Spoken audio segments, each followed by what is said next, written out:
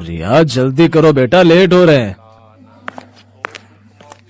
लो आ गई पापा, अब चले। हाँ, कितनी देर लगाती हो तुम तैयार होने में? कॉलेज मुझे जाना है या तुम्हें? वैसे पापा आप भी तो रोज जाते ही हो मेरे साथ। अरे वो तो मैं तुझे छोड़ने जाता हूँ। हाँ, और बस एक आप ही ऐसे पापा हो जो अपनी बेटी को रोज कॉलेज छोड़ने और लेने जाते हो। क्यों, तुझे कोई दिक्कत है क्या? हाँ बिल्कुल दिक्कत है।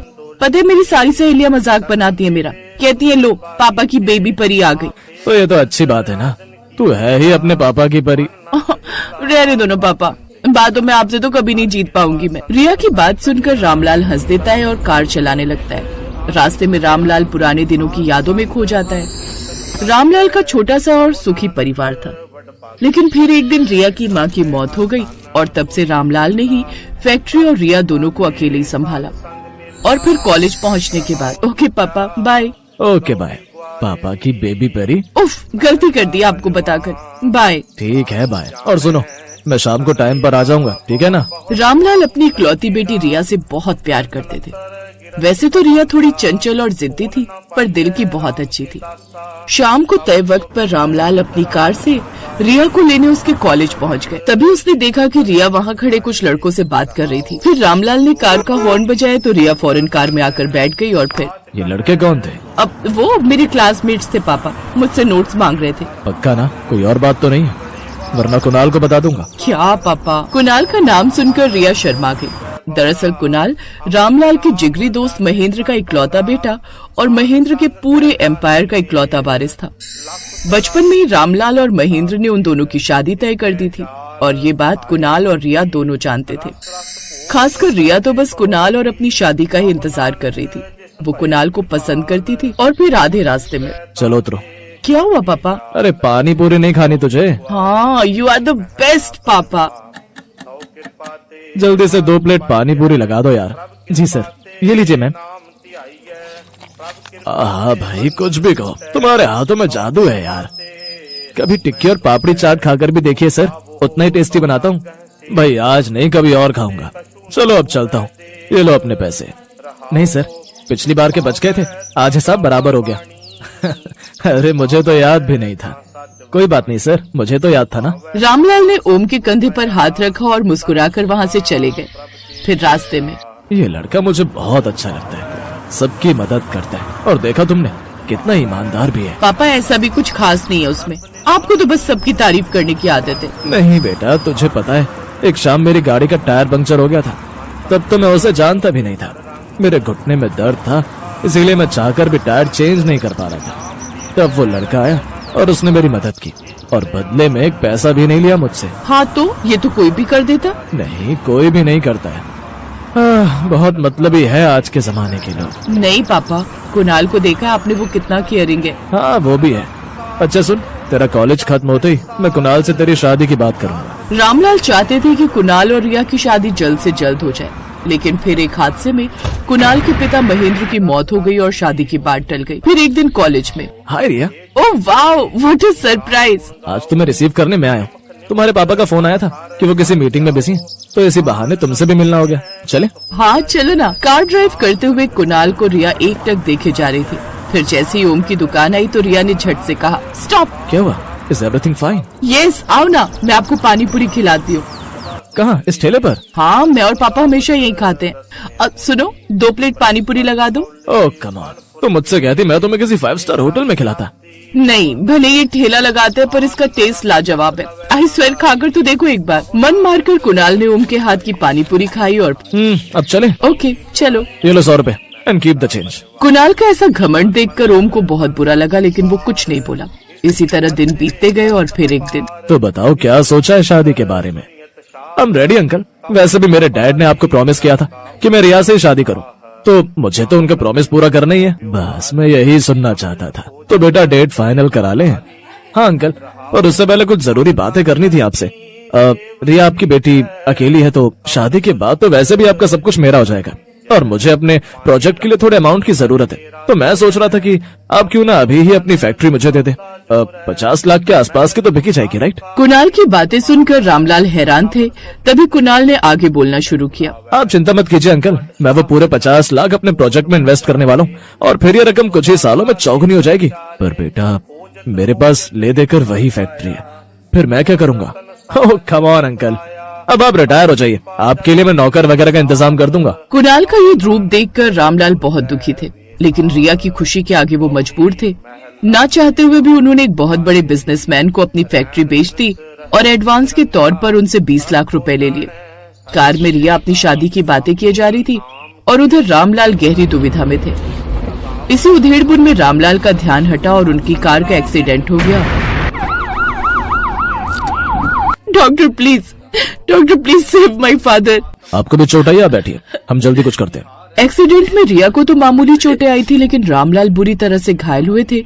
और फिर देखिए, आपके पापा को सीरियस इंजरी हुई है, हमें जल्द से जल्द ऑपरेशन करना होगा। आप जितना जल्दी हो सके 10 से 15 लाख का इंतजाम करिए। इतना कहकर डॉक्टर ऑपरेशन थिएटर में चला गया और इधर रिया ने अपना सिर पकड़ लिया। उसे समझ में नहीं आ रहा था कि वो क्या करे। तभी उसने अपना फोन निकाला और कुणाल को फोन कर सारी बात बताई।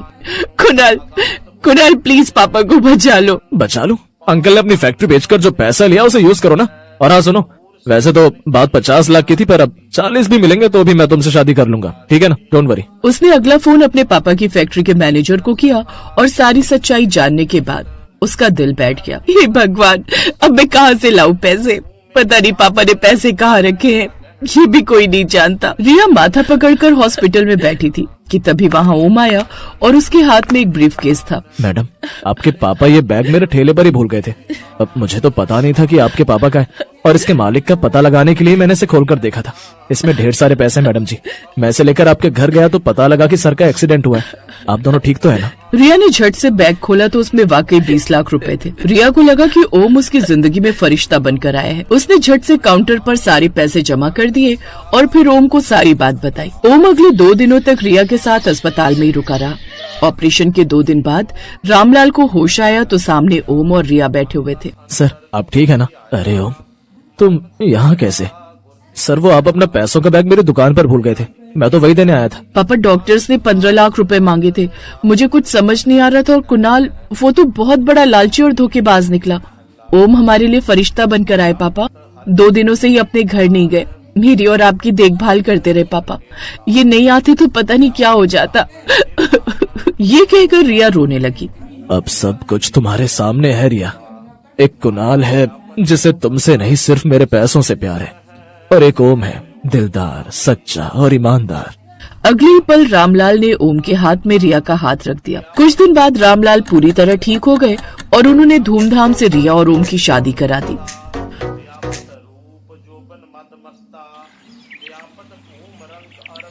अरे वो देखो, मानव भैया आ गए। मानव भैया? ये तो वही है ना जो बड़ा आदमी बनने शहर गए थे कई साल पहले। हाँ, चलो चलकर देखते हैं कि ये वापस क्यों आए हैं। जब वो दोनों मानव के पास जाते हैं तो उसकी हालत बहुत ही खराब होती है। अरे मानव भाई, तुम तो शहर बड़े आदमी बनने गए थे ना, फिर आपका ये हाल? अभी ये सब वक्त नहीं है भाई कुछ भी बताने का। हम शहर से 300 किलोमीटर पैदल चलकर आए हैं और हम सब कई दिनों से भूखे हैं। अगर हो सके तो हमें राशन पानी कुछ दिन के लिए उधार दे दो भैया। तुम अपने घर जाओ और आराम करो मानव भाई। और रही खाने की बात, तो मैं गांव के मुखिया को बोल देता हूँ, वो कुछ दिनों का राशन पानी तुम्हारे घर भिजवा देंगे। आपका बहुत बहुत शुक्रिया किशोर भाई। मुखिया उनके घर 1 महीने का राशन पानी भिजवा देता है। सुनिए जी, आखिर कब तक हम इन गांव वालों से छुपा कर रखेंगे कि हम शहर से भागकर क्यों आए हैं? तो हम इन गांव वालों से क्या कहते कि शहर में रहकर हम पर इतना कर्जा हो गया और वो चुका न पाने की वजह से हम गांव वापस आए हैं। फिर तो ये हमें जो राशन पानी मिला है वो भी नहीं मिलता। ये तो आप ठीक कह रहे हैं जी। देखो रमा, जो किस्मत में लिखा है उसे कोई नहीं टाल सकता। चलो आप सो जाओ, रात बहुत हो गई है। मैं कल ही मुखिया से मिलकर काम की कोई बात करता हूँ। अगले दिन मानव मुखिया से मिलता है और अपने बेरोजगार होने की समस्या बताता है। देखो मानव, तुम इस गांव के बेटे हो और अब तुम इसी गांव में रहकर अपना कोई काम शुरू करो। आपने बिल्कुल सही कहा मुखिया जी। वैसे मैं शहर में सारा दिन ऑटो रिक्शा चलाता था, और शाम को रमा और मैं पानी पूरी का ठेला लगाते थे। तो मैं सोच रहा हूँ कि क्यों ना मैं इस गांव में भी पानी पूरी बनाकर बेचूं। हाँ हाँ, ये तो बहुत ही अच्छा ख्याल है। वैसे भी अपने गांव में एक भी पानी पूरी वाला नहीं है। अपना खेत गिरवी रखकर मानव और रमा ने पानीपुरी का ठेला खोल लिया। वो ठेला लगाकर बैठे थे, तभी वहाँ उसका बचपन का दोस्त विनोद आ गया, जो कि एक गांव से दूसरे गांव तक ऑटो चलाता था। अरे वाह, आज मेरा दोस्त नए काम की शुरुआत कर रहा है। लेकिन तेरे चेहरे पर इतनी उदासी क्यों है? क्या बताऊं यार, ठेला लगाए पूरे 2 घंटे हो गए लेकिन अभी भी एक भी बोनी नहीं हुई। अच्छा बता, कितने की प्लेट दे रहा है तू इन गोलगप्पों की? भैया 10 रुपए के 5 गोलगप्पे हैं बस। अच्छा भाभी, फिर तो मेरे लिए 1 प्लेट लगा दीजिए। मानव उसको गोलगप्पे बनाकर खिलाने लगा। उनको चखते ही विनोद ने कहा, अरे वाह, ये तो सचमुच किसी अमृत समान है। कुछ ही दिनों में उनका पानीपुरी का काम बहुत अच्छे से चलने लगता है। एक दिन मुखिया जी उसके ठेले पर आते हैं। मानव, मैं तुमसे एक बात कहना चाहता हूँ। जी कहिए मुखिया जी। मानव, तुम्हारी पानीपुरी आसपास के गांव में भी बहुत प्रसिद्ध है। मैं चाहता हूँ कि तुम ढेर सारी पानीपुरी बनाओ और गांव के और आसपास के गांव वालों को भी ये पानीपुरी खिलाओ और आने वाले चुनाव में मेरे नाम का प्रचार करो। क्यों नहीं मुखिया जी, आपने मेरी मदद उस वक्त की थी जब मैं खाली हाथ इस गांव से लौटा था, तो भला मैं आपको इनकार कैसे कर सकता हूँ। मैं आपकी मदद जरूर करूंगा। बहुत बहुत धन्यवाद मानव बेटा। अच्छा, अब मैं चलता हूँ। हैं? आपने हाँ तो कर दीजिए, लेकिन अब हम इतनी सारी पानीपुरी बनाएंगे कैसे? हमारे पास सामान के लिए इतने पैसे कहाँ से आएंगे? अब हमें अपने गिरवी रखे खेत को बेचना होगा। ये आप कैसी बातें कर रहे हैं जी? अगर अच्छी कमाई हो गई तो फिर हम उस कमाई से नया खेत ले लेंगे। लेकिन मैंने मुखिया को जुबान दी है और अब मैं अपनी बात से पीछे नहीं हट सकता। और इस तरह मानव ने अपनी जमीन भी बेच दी। क्या बकवास कर रहे हो मानव? आखिर हमारे बीच पैसों की बात कहाँ हुई थी? मजाक मत कीजिए मुखिया जी, मैंने अपना खेत भी बेच दिया है। ऐसे तो मैं बर्बाद हो जाऊंगा। चुपचाप जाता है या धक्के मारकर निकालूं यहाँ से? दुखी होकर मानव घर पहुँचता है और रमा को सारी बात बताता है। अब तो हम लोग भूखे मर जाएंगे जी, जो बचा खुचा था वो भी हमने बेच दिया। मानव और मुखिया के झगड़े का पता सारे गांव में लग जाता है और अब कोई भी मानव के ठेले पर पानीपुरी खाने नहीं आता।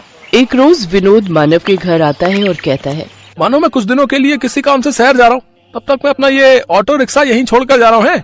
इस गांव में इकलौते तुम ही हो जो ऑटो चलाना जानते हो। जब तक मैं वापस नहीं आ जाता तुम इसे अपने ही पास रखो। अगर तुम्हें कोई परेशानी ना हो तो क्या मैं कुछ दिनों के लिए तुम्हारे इस ऑटो का इस्तेमाल कर सकता हूँ भैया? हाँ हाँ, क्यों नहीं। अरे ये भी कोई पूछने की बात है? इतना कहकर विनोद वहाँ से चला जाता है। सुनिए जी, मुखिया जी ने जो ढेर सारी पानीपुरी बनवाई थी, क्यों ना हम उन पानीपुरियों को ऑटो में ले जाकर आसपास के गांव में बेचें। मानव रमा के साथ मिलकर गांव-गांव घूमकर अपनी बनाई हुई पानीपुरी बेचने लगा। देखते ही देखते वो दोनों ऑटो रिक्शा पानीपुरी वाले नाम से फेमस हो गए। आज मैं बहुत खुश हूँ। हमेशा से कर्जे से भागते आया हूँ, लेकिन आज तो ऐसा लग रहा है मानो मैं दुनिया जीत चुका हूँ। कुछ दिन बाद विनोद एक नया ऑटो लेकर गांव पहुंचा। अरे वाह विनोद, नया ऑटो?